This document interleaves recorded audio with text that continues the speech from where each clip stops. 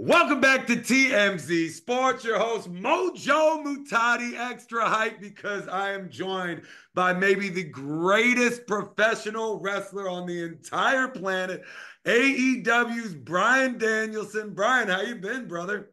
Yeah, I'm great. Thank you for that super nice introduction. I'm not sure if it's entirely true, but Well, I would say the track record speaks for itself. We could run through your list of accomplishments, but say at this point you got at least one or two of every type of championship or award that you could possibly imagine. So we'll save everybody a little time there as you have a very busy week, man. It's the week of AEW All In London at Wembley just this Sunday.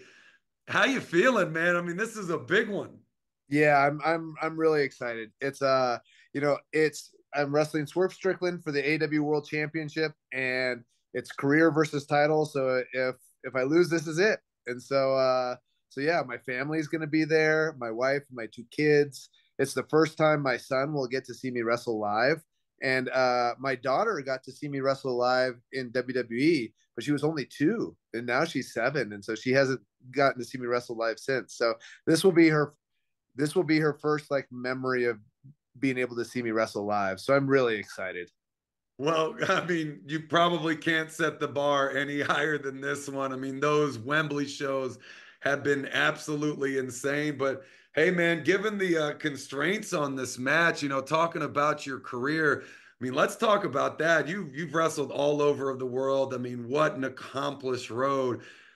This Sunday, that could be all it. So I want to ask you about what's next either way, but should this be your last match? I mean, what do you want to be remembered for? I mean, what has been maybe, highlights of your career? I mean, what are your focal points here? So I don't necessarily need to be remembered for anything. So one of the things that I think about all the time is, do you know who the most famous wrestler in the world was in the 1970s?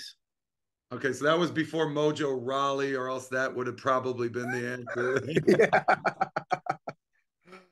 yeah, but it's like most people don't, including me. I mean, you could argue, was it Bruno Sammartino? He was really only in the Northeast, that sort of thing. Realistically, 50 years from now, nobody's going to be talking about my wrestling, right? You know what I mean? What's going to be important is how this affects me, how this affects family, how it affects the people that I love, the people that I know and care about now, the people that are in AW, the people that are there at the building who will experience it, right? Like, one of the things I think about this in terms of like fan interaction is my dad.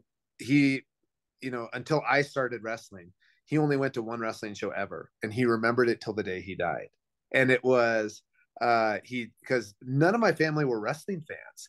It was just me. And so my parents took me all the way to the Tacoma Dome, and the main event was the Ultimate Warrior versus Rick Rude. And my dad, they did the spot with the where Ultimate Warrior sunset flips Rick Rude, and he pulls his tights down, and his Rick Rude's butt was exposed right to us, and it was the first male butt my sister ever saw. And my dad talked about it till the day he died, how red my sister's cheeks got.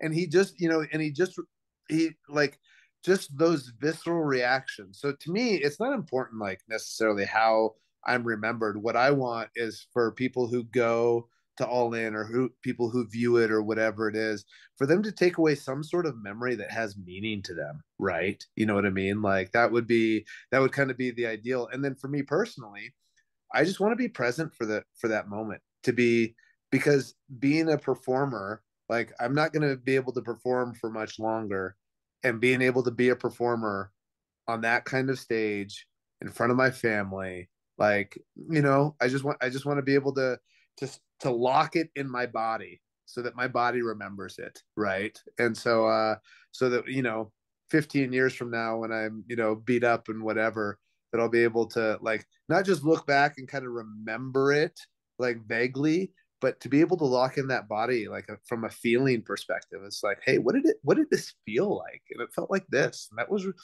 really incredible, because like, our wrestling careers, there's just these weird moments that I don't think I'll ever understand, right? Like, why did this happen, or how did this happen, or how did I get to this point where it's like all these people are chanting yes, and why? And it's like, it's just like like I said, it's just these incredible moments that I'll never understand.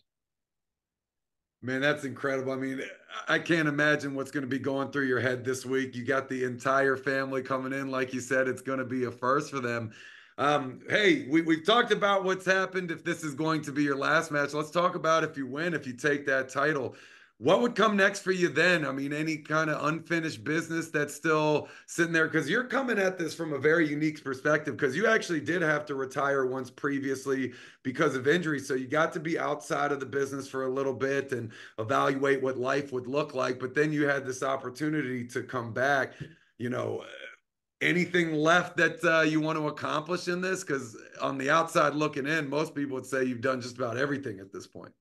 Well, so one of the things, and I don't know if my body can physically hold up to this if I were to win the title, is one of the things that I got to experience in Ring of Honor, but I never really got to experience anywhere else, is being the man, right? Being the guy, like even in WWE when I won the world championship at WrestleMania 30, I wasn't their guy, right? I wasn't. They had plans as far as like, okay, we really want to transition to Roman Reigns being the guy.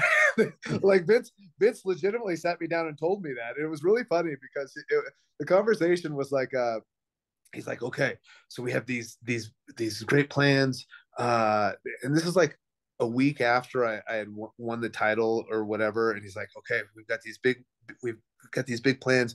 We'll have a couple title defenses for you in between now and SummerSlam, but at SummerSlam you'll wrestle Brock Lesnar and he'll destroy you, and then we'll build up Brock Lesnar for Roman Reigns, and Roman will be the next, and we'll make Roman the next John Cena.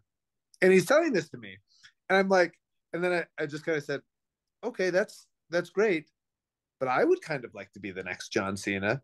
And I remember seeing the look on Vince's face where he's just like, oh, I didn't think you even saw that as a possibility for yourself. Yeah. So it's like, it was really funny. And then this is the only time Vince has ever backtracked with me. That's the only time.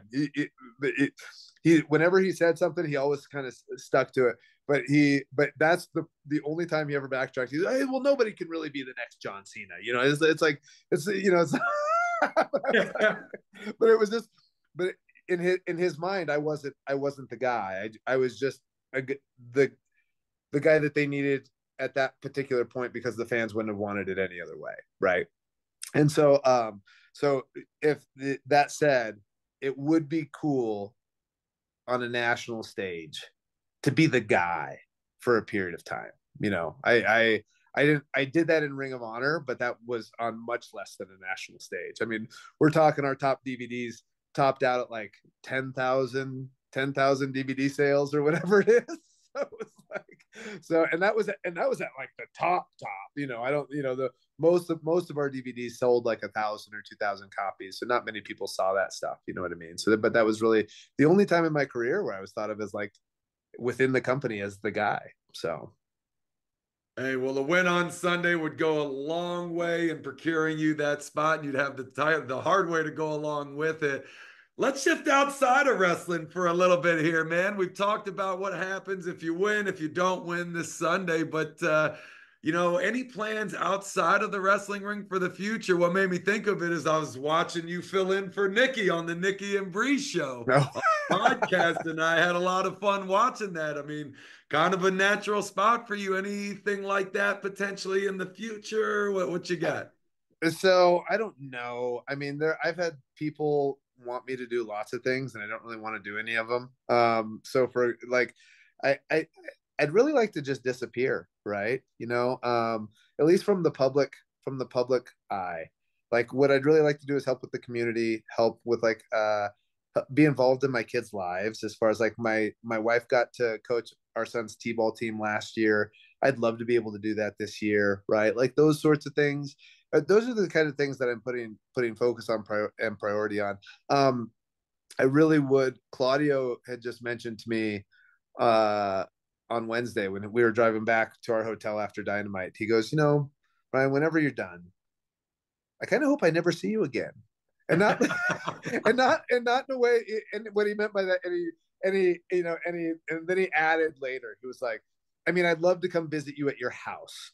You know what I mean? Like far away from everybody. But I kind of hope like I kind of hope that that's it, because I think he kind of knows that that's what I want. You know what I mean? Is to kind of disappear.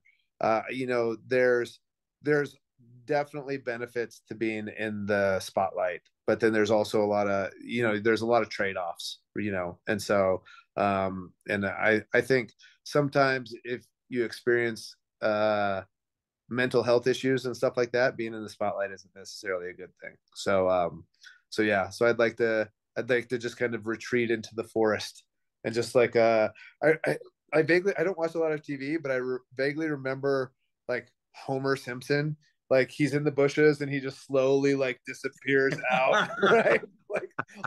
Like that's me, but into the woods, right? There I go Yeah. in the woods. It's like one of the most popular gifts of all time is him sliding into the bushes. Yeah.